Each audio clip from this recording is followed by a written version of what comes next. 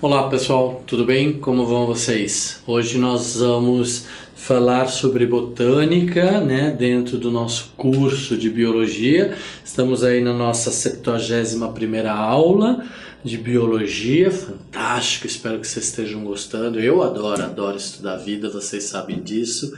Eu sou um fã número um, imenso, grande, de entender a vida, né? Entender todas as formas, as reações de vida.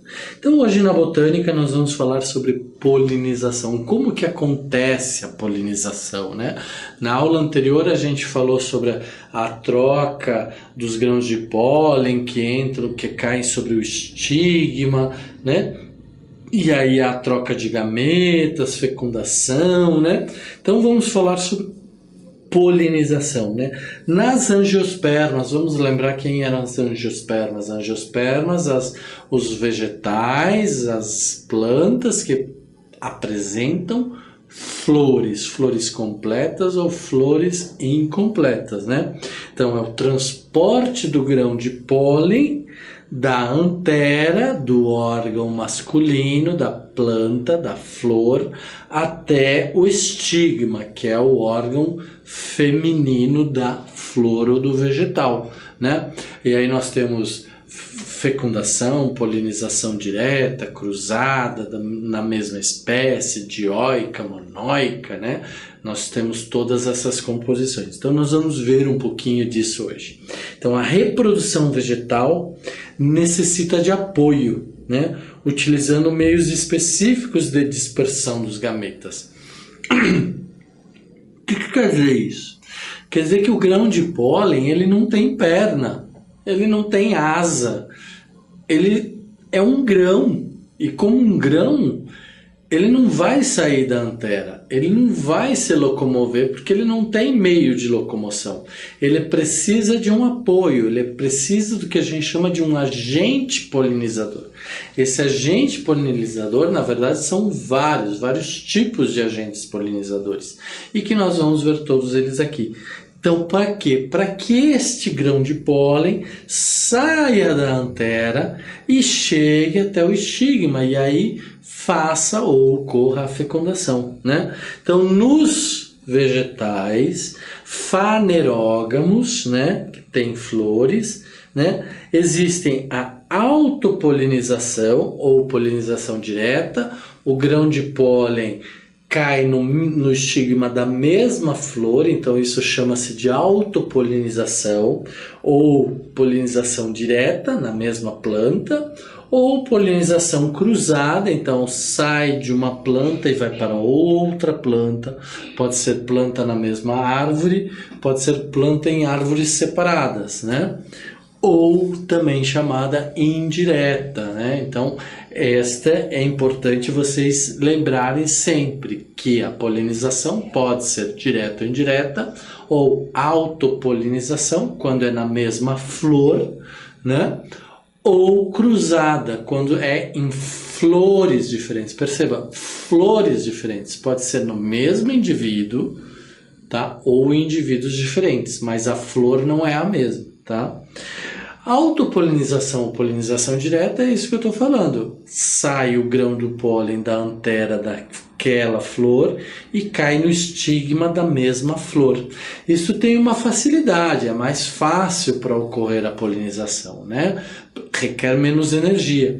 Porém, tem um grande problema, gera menos variabilidade genética, às vezes há compatibilidade, na grande maioria das plantas há incompatibilidade, porque a autopolinização, salvo algumas exceções, ela não é positiva. Justamente por quê?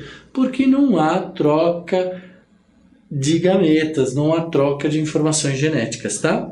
Então, ocorre na mesma flor, o grão de pólen se deposita no estigma da mesma flor. Estou sendo repetitivo para vocês lembrarem o que é autopolinização ou polinização direta.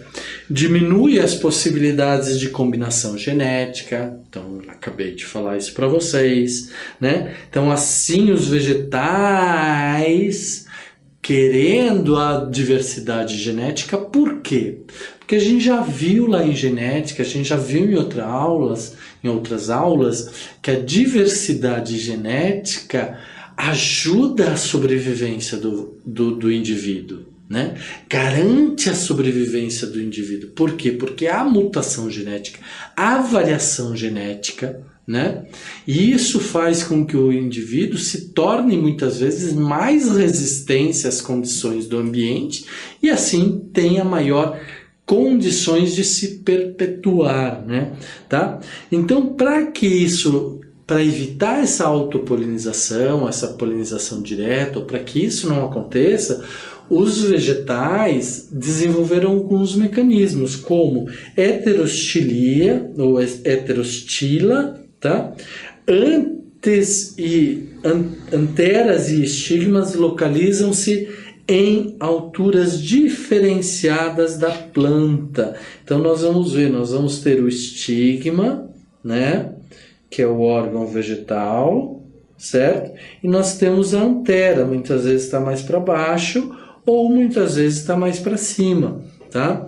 Isso faz com que bata o vento aqui ou um inseto venha até aqui, apanha o grão de pólen, ou o grão de pólen sai voando, ou a água leva para outra planta, o estigma está mais lá embaixo.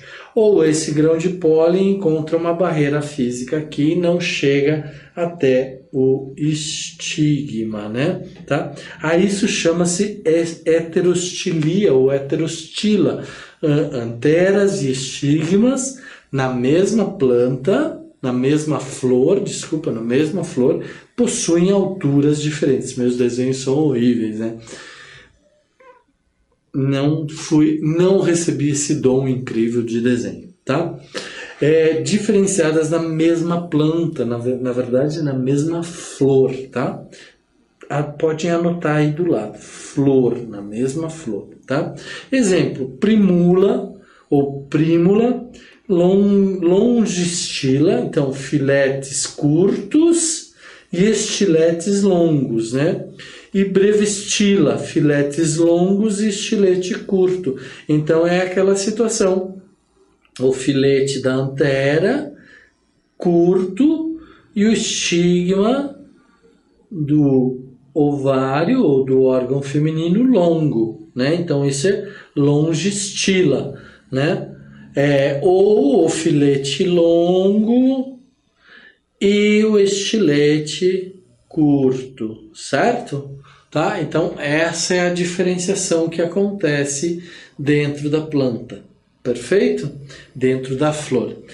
Dicogamia, diferença na época da maturação dos órgãos sexuais da planta, ou seja, o grão de pólen amadurece num momento diferente do óvulo da planta, né? Então o gameta masculino que está lá no androceu amadurece num momento diferente do óvulo que está lá no gineceu, ou vice-versa, o gineceu amadurece antes da antera. Então isso é uma técnica de evitar a autopolinização ou a polinização direta, né? Então protandria vai ser quando o androceu ou o grão de pólen se amadurece antes do gineceu. Se for protoginia, então é o gineceu que amadurece antes, tá? Dioicia, lembra o que era dioicia? Duas casas, então nós vamos ter um indivíduo só com flores masculinas e outro indivíduo só com flores femininas. Isso faz com que os indivíduos troquem material genético entre eles. Exemplo muito claro são as coníferas, são a araucária, né? Então nós temos a araucária masculina, a araucária feminina e assim sucessivamente nós temos outros exemplos, tá? Ercogamia, há barreiras entre a antera e o estigma, nós vamos ver. Então nós temos lá o estigma, né? Certo? Ok. Esse é o estigma, aqui está o receptáculo da flor. E nós temos uma barreira física que impede que o grão de pólen da antera, que está aqui, entre no estigma, alcance o estigma. Então existe uma barreira física, isso a gente chama de ergogamia. Autoincompatibilidade é quando há incompatibilidade genética dentro do mesmo indivíduo. Então não há compatibilidade entre o pólen e o estigma, impedindo a germinação. Nós vamos ver isso lá em genética, tá? Então, mas lembre-se, então não há compatibilidade genética entre o grão de pólen e o estigma. E aí o indivíduo, quando percebe isso, ele gera uma barreira, tá? A planta gera uma barreira para se autoproteger da autofecundação ou da autopolinização. Tá? Então, polinização cruzada ocorre entre plantas diferentes da mesma espécie. Sua vantagem é o ganho da variabilidade genética, né? Ou plantas ou flores, né? A gente já viu isso, tá? Estigma, então nós temos lá o estigma, temos o estilete, temos o filete da antera, a antera, temos as pétalas, temos as sépalas, temos o ovário, o receptáculo floral, o pedúnculo que une a flor ao galho ou ao galho, né? A haste, né? Da flor, tá? Ok? E aí nós temos o que a gente chama de flor completa, ou flor masculina ou flor feminina. Flor masculina quando só temos as anteras e flor feminina quando só temos o gineceu.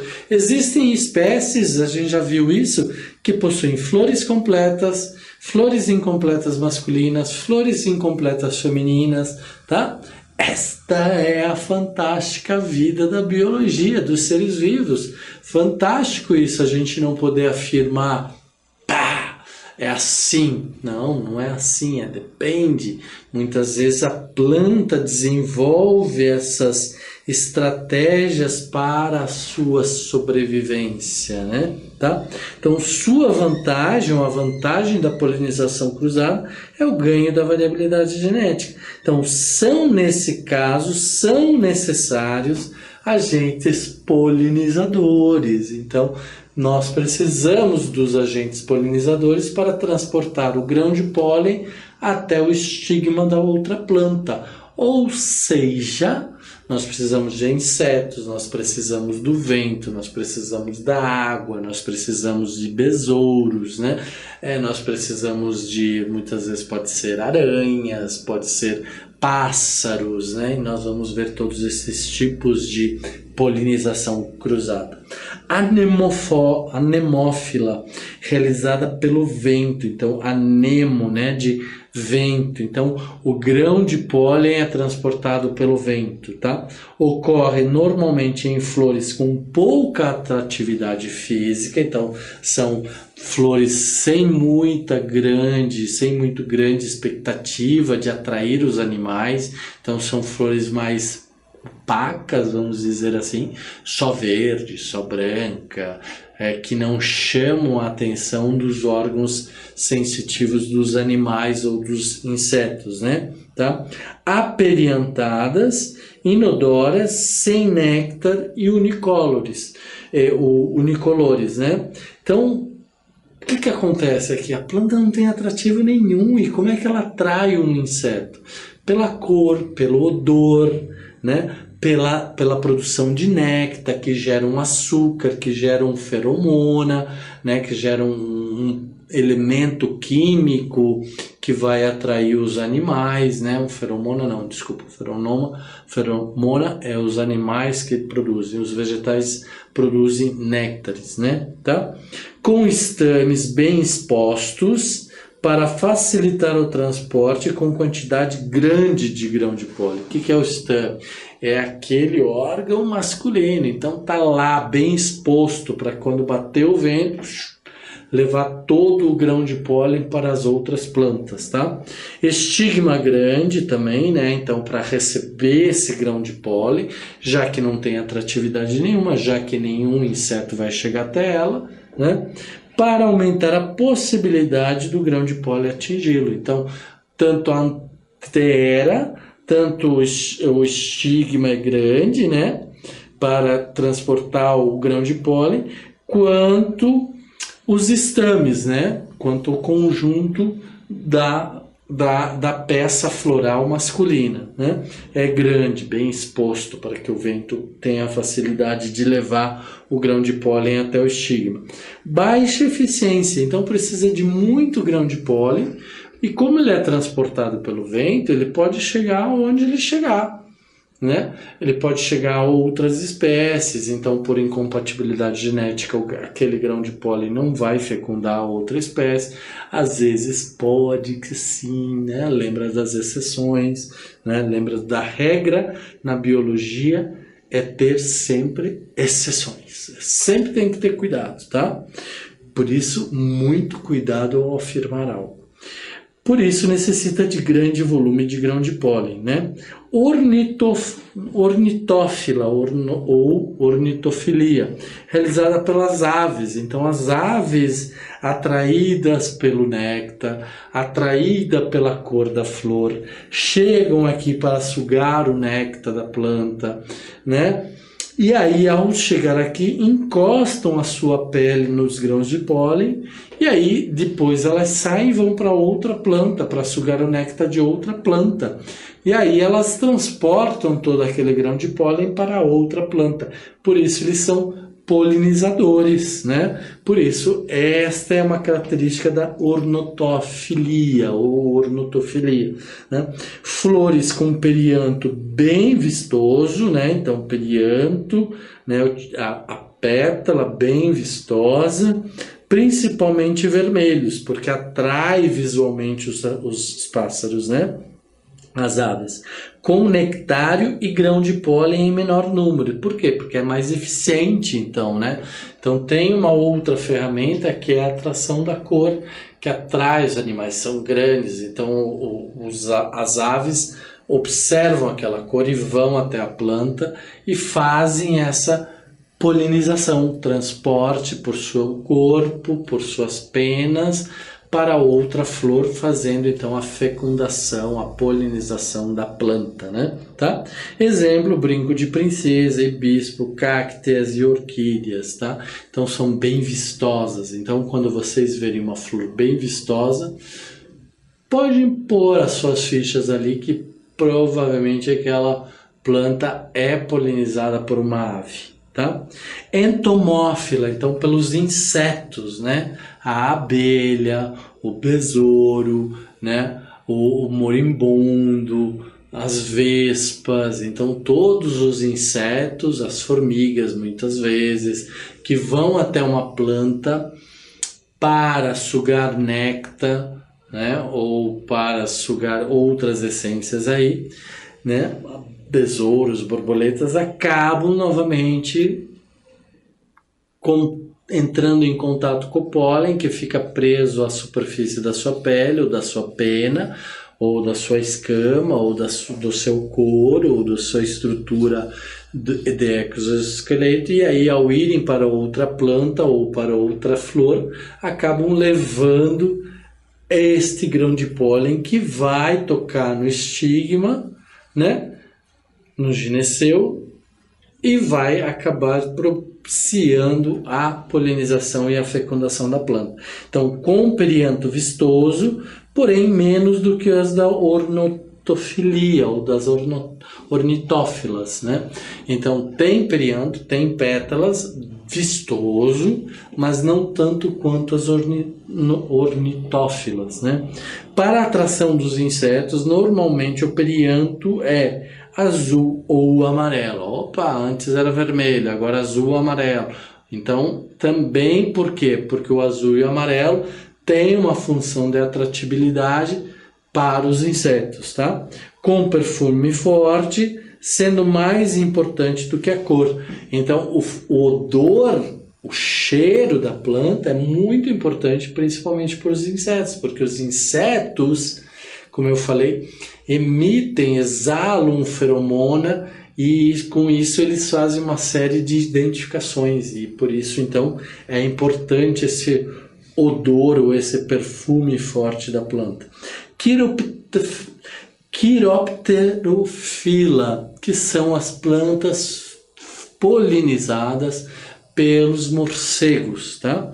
Flores grandes e fortes, né, para receber o morcego, néctar abundante, então aqui a gente vê a língua do morcego sugando o néctar da planta. Perianto não é vistoso, então, por quê? Porque os morcegos têm hábitos noturnos na grande maioria, né? Então, para que nós vamos ter cor se está tudo escuro lá no meio do mato, né? No meio da floresta? Mas os morcegos conseguem se localizar, né? Por meio do aroma, que é o meio de atração principal das plantas quiropterofilas, né? Tá? Desculpa meus confusões, mas para alguns autores é quiropterofilia, porque filia é de amigos, né? E fila para outros autores, tá? Hidrófila, e mais tem sido utilizado mais o fila, né? Hidrófila, quiropterófila, entomófila, ornitófila e anemófila, né? Então vamos ver aqui agora os hidrófilas transportadas pela água, né? Principalmente em plantas aquáticas. Órgãos femininos tendem a ficar ao nível da lâmina da água, né? E temos também o artificial, onde o homem vai lá com um pincel, colhe o pólen de uma planta e leva para outra planta. Então esse é um processo artificial realizado pelo homem. Então toda vez que for artificial é realizado pelo homem, tá? Toda vez que for hidrófila é pela água da chuva ou pelas plantas aquáticas, onde então o grão de pólen viaja por meio da água até chegar no estigma da outra planta, tá? Então vamos lá. Nós temos uma planta, nós vamos pegar aqui o exemplo do gineceu e do androceu. Ela tem 2 Ns, né? O que é? 2 cargas genéticas nos cromossomos. Na antera nós temos então os grãos de pólen, nós temos os núcleos vegetativos e produtivos, né? Que vão amadurecer, vão estourar, e aí quando eles estão amadurecendo eles sofrem meiose, né? E aí estouram, gerando pólen de 1N, tá? Então nós temos o gineceu, né? Que tem um estigma. Esse grão de pólen chega até o estigma do gineceu, lança o núcleo vegetativo e o núcleo produtivo, nós vamos ver isso, né? E esse vai gerar, o núcleo vegetativo vai gerar um tubo pulínico por onde vai entrar e percorrer e descer até a micrófila ou até o ovário, o óvulo, né? E fecundá-lo, certo? Formando então o ovo, né? Então isso é feito pelos núcleos produtivos, tá? Estes núcleos produtivos vão se unir à osfera e os núcleos polares. Então, pela osfera eles vão gerar embriões ou carga genética ou células de 2 Ns. E aqui, quando se unir o segundo núcleo produtivo, se unir aos núcleos polares, ele vai formar uma célula chamada 3N, tá? Ok? E aí vai desenvolver o embrião.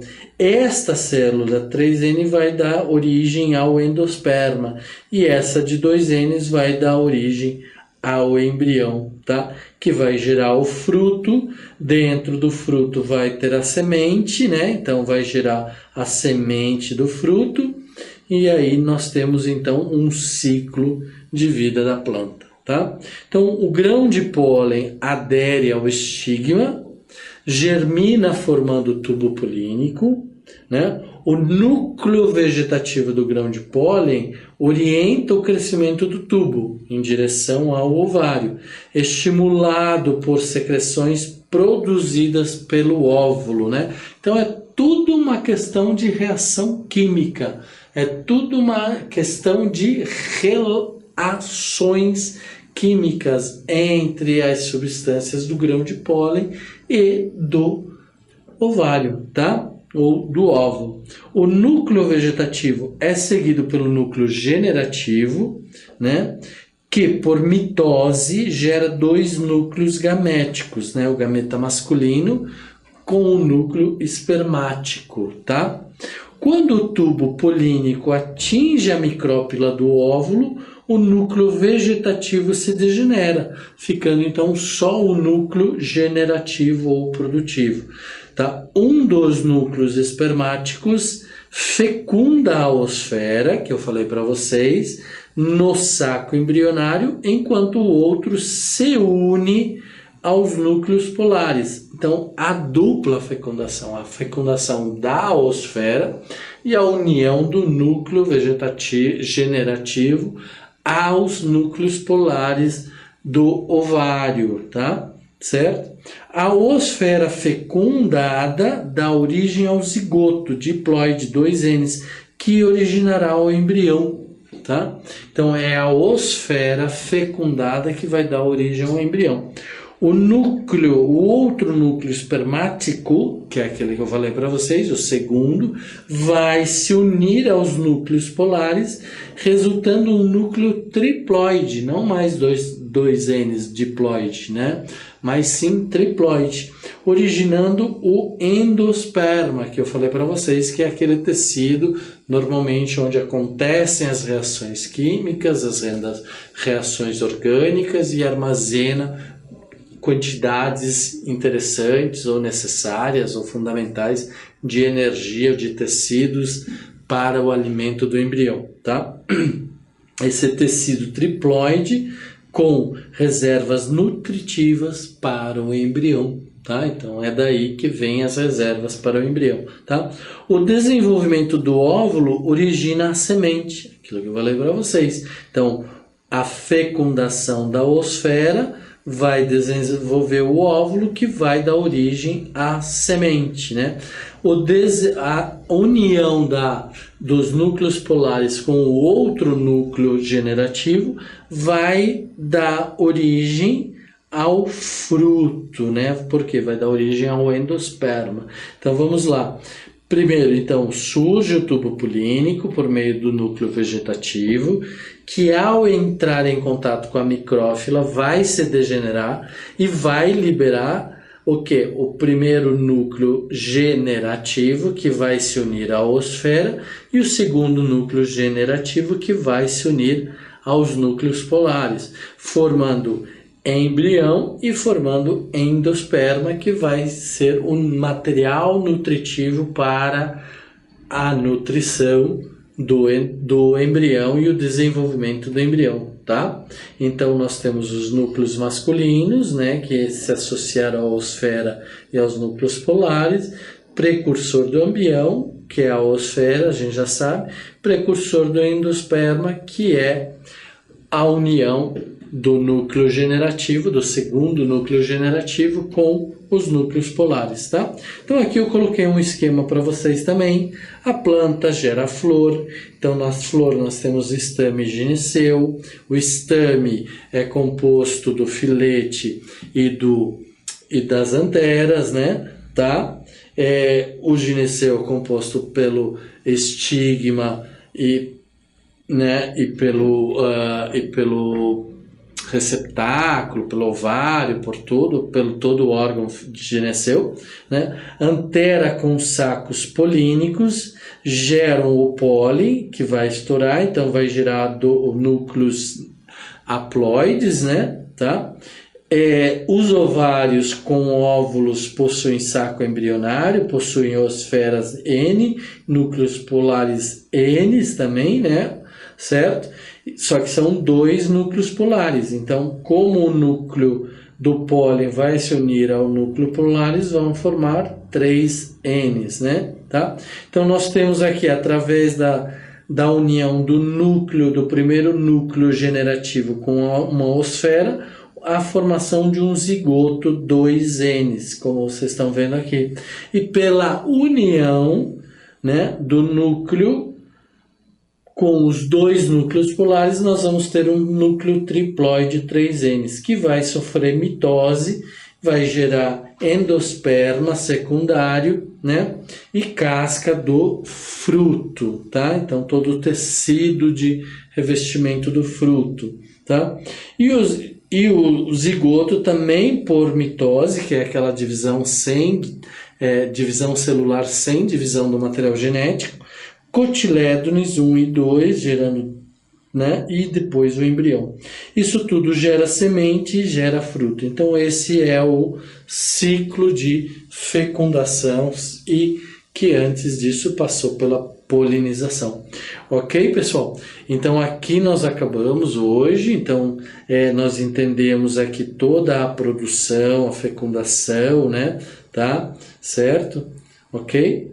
E com isso a gente entendeu também todo o processo, o estilete do estigma, né? O filete da antera, tá?